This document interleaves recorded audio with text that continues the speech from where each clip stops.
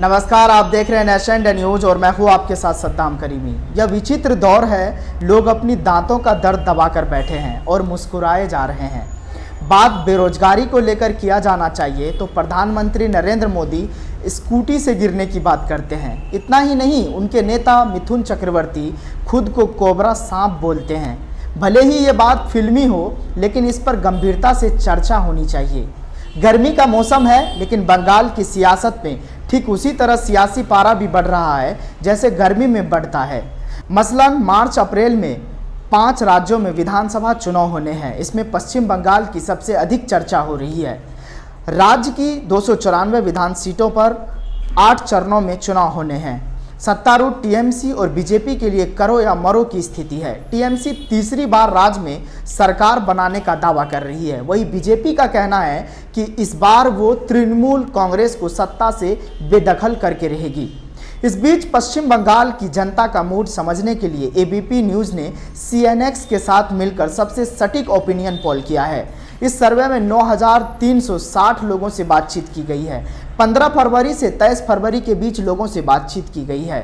सर्वे में लोगों से पहला सवाल पूछा गया कि बीजेपी को बाहरी पार्टी बुलाने से टीएमसी को चुनाव में फ़ायदा होगा या नहीं।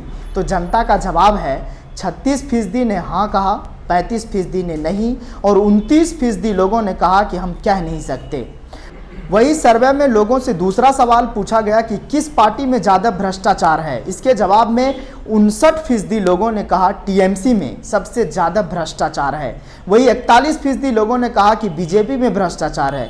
ये आंकड़ा ऊपर नीचे हो सकता है, क्योंकि बीजेपी में भ्रष्टाचार की जब हम बात करेंगे तो वो लंबी बहस हो जाएगी। खैर, उस पर किसी और दिन।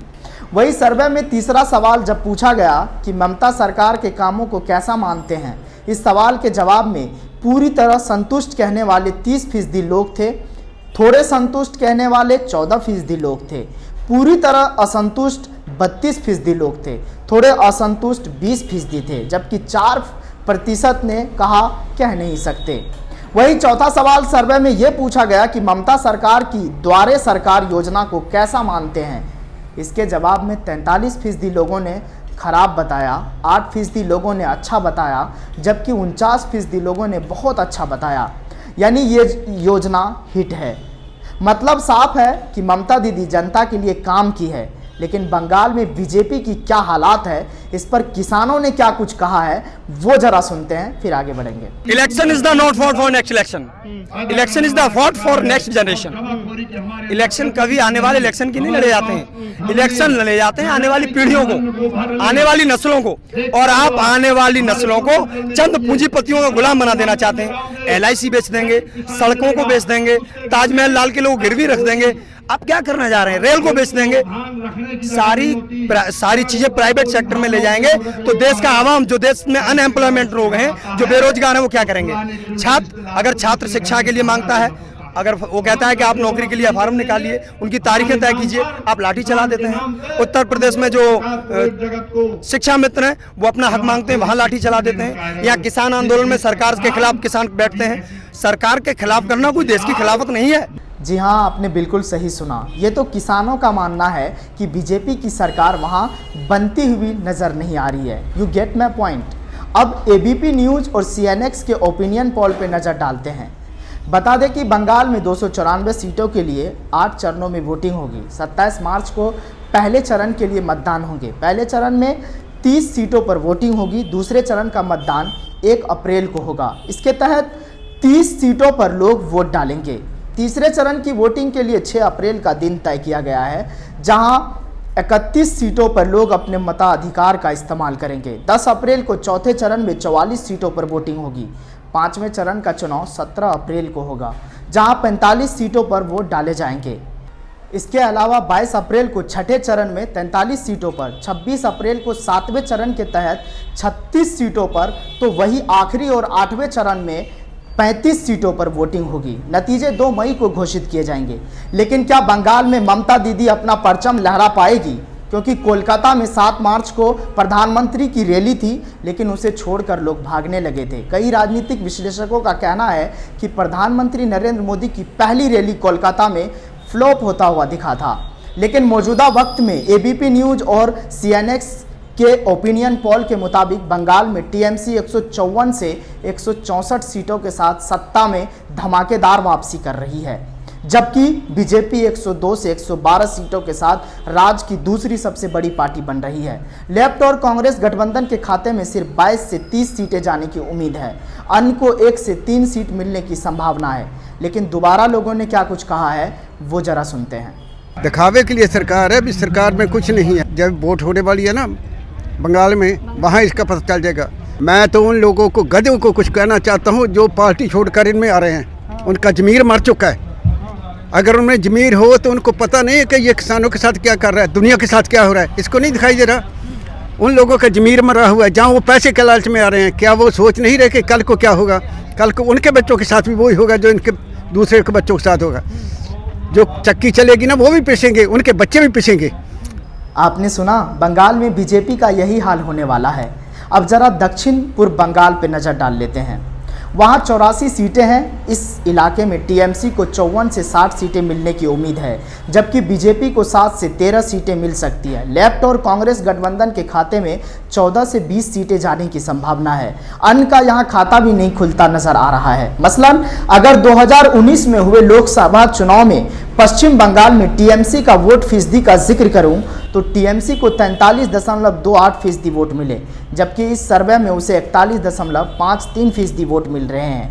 यानी उसे 1.75% वोट का नुकसान हो रहा है। 2019 के लोकसभा चुनाव में बीजेपी को 40% वोट मिले, जबकि इस सर्वे में 34% वोट मिल रहे हैं। इस तरह से उसे 2019 के मुकाबले 6% वोट का नुकसान हो रहा है। लेफ्ट और कांग्रेस गठबंधन को 2019 में 13% वोट मिले और इस बार उसे 19% वोट मिल रहे हैं। उसे 6% वोट का फायदा हो रहा है। अन्य को 5.49% वोट मिलते दिख रहे हैं और उन्हें 1.23% का फायदा हो रहा है। अब आपको थोड़ा फ्लैशबैक में लिए चलते हैं। 2016 के विधानसभा चुनाव के वोट प्रतिशत को देखा जाए तो टीएमसी को अभी 41.53% वोट मिल रहे हैं, जबकि 2016 में उसे 44.91% वोट मिले थे। इस तरह से उन्हें 3.38% का घाटा हो रहा है। वही बीजेपी को 2016 के विधानसभा चुनाव में महज 10% वोट मिले थे और अब सर्वे के मुताबिक उसे 34% वोट मिल रहे हैं। ये करीब 24% की बढ़त है। लेफ्ट और कांग्रेस गठबंधन ने 2016 में 28% वोट हासिल किए थे, लेकिन आज उसे 19% वोट मिलते हुए दिखाई दे रही है। इसी तरह उसे 9% का घाटा हो रहा है। अन्य की बात की जाए तो पिछले विधानसभा चुनाव में उन्हें 6.99% वोट मिले थे, जबकि इस बार उन्हें 4.59% वोट मिल रहे हैं, यानी 2.4% का घाटा हो रहा है। सर्वे के आंकड़ों के मुताबिक इस बार के विधानसभा चुनाव में टीएमसी को 42% वोट मिल सकते हैं, वही बीजेपी के खाते में 34% वोट जा सकते हैं। इसके अलावा लेफ्ट कांग्रेस गठबंधन को 19% वोट मिलने का अनुमान है। अन्य के खाते में 5% वोट जा सकते हैं।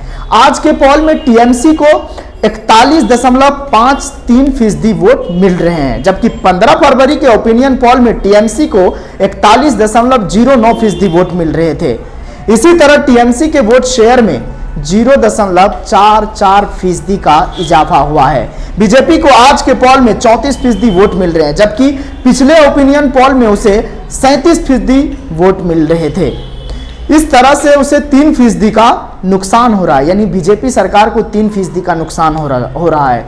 लेकिन ये बात भी गौर करने वाली है कि पश्चिम बंगाल की मुख्यमंत्री ममता बनर्जी नंदीग्राम सीट से 10 मार्च को नामांकन पत्र दाखिल करेगी और इसके 2 दिन बाद बीजेपी के प्रत्याशी शुभेंदु अधिकारी इसी सीट से पर्चा भरेंगे। पार्टी सूत्रों ने बताया कि मंगलवार को पार्टी का घोषणा पत्र जारी होने के बाद तृणमूल कांग्रेस अध्यक्ष शाम को नंदीग्राम के लिए रवाना होगी और अगले दिन नामांकन पत्र दाखिल करेगी। लेकिन इस मसले को लेकर पूर्व केंद्रीय मंत्री यशवंत सिन्हा अपने ट्विटर पर लिखते हैं कि पहले उन्होंने ममता को नंदीग्राम से चुनाव लड़ने की चुनौती दी। तब उन्होंने कहा कि अगर वह 2 सीटों से चुनाव लड़ती है तो यह उनके आत्मविश्वास की कमी होगी। अब उन्होंने सिर्फ नंदीग्राम से चुनाव लड़ने का फैसला किया है, तो अब वे कह रहे हैं कि वह भवानीपुर से भाग गई। आप उन सभी से नहीं जीत सकते। लेकिन ममता बनर्जी ने भी इस पर शुक्रवार को लिस्ट जारी करते हुए कहा था कि बंगाल में टीएमसी की ही जीत होगी। इस चुनाव में बंगाली में बोली थी, खेला होबे, देखा होबे, जीता होबे। इसका हिंदी अनुवाद है, खेलेंगे, लड़ेंगे और जीतेंगे के साथ हम आगे बढ़ेंगे। जाहिर है बंगाल में चुनाव हो और सियासी में उठापटक ना हो, ऐसा हो ही नहीं सकता।